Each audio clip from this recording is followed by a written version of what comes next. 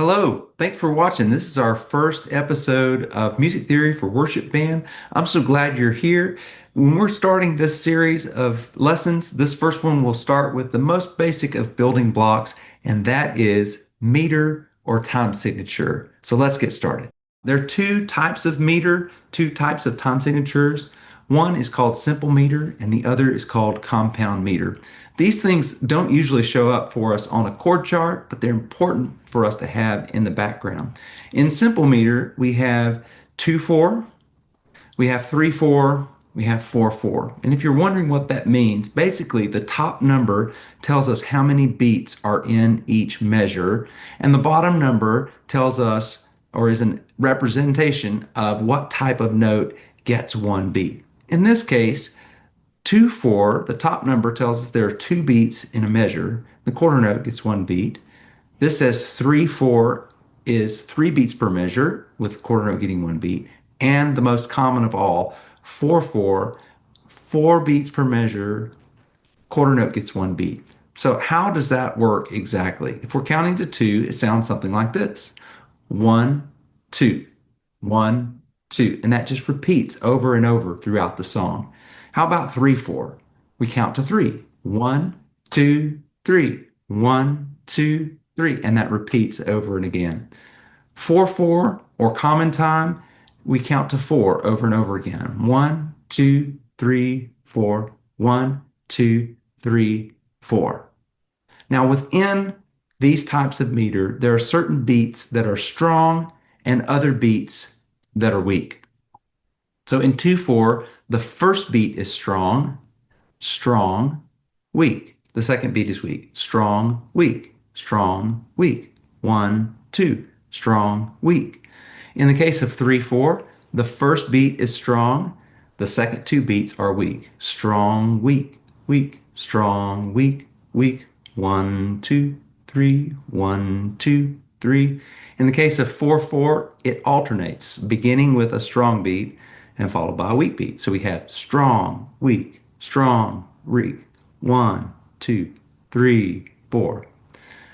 Compound meter, though, is a slightly different animal. Compound meter means in the top number, these are divisible actually by 3, if you want to think about it in those terms. So in 6/8, we still have two beats, but there are three little subpulses underneath. So we have something like this. 1, 2, 1, 2, 3, 4, 5, 6. 1, 2, 3, 4, 5, 6. In 9/8, if you think about that being divided by 3, we have three groups of 3. 1, 2, 3, 4, 5, 6, 7, 8, 9.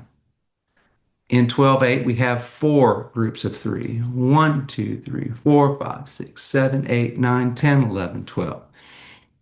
And the strong and weak beats mirror what happened in these simple meters. So we have a strong, weak, and a strong, weak, weak, and we have a strong, weak, strong, weak. Now, how does that help us in our everyday worship band play? How does this help? Well, one way, for instance, that this helps is knowing where the kick and the snare happen in the drum kit.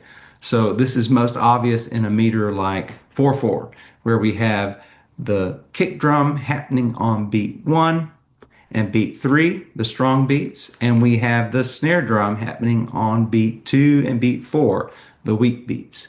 So we have kick, snare, 1, 2, 3, 4, strong, weak, strong, weak. You can see how that would work.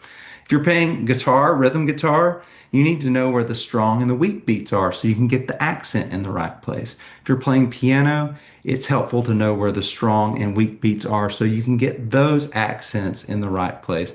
This is why meter is the starting place, the building block for music, and certainly is the building block for worship band. Our talk about meter will help us as we build on the future. It will help us know how to put beats together and where the strong beats and weak beats are. And in the coming weeks, we're going to talk about other topics like rhythm. We're going to talk about melody. We're going to talk about chords or harmony, and how all of these things fit together in a predictable pattern so that we can play a variety of songs in a variety of keys and know what's going on. Hey, thanks for watching.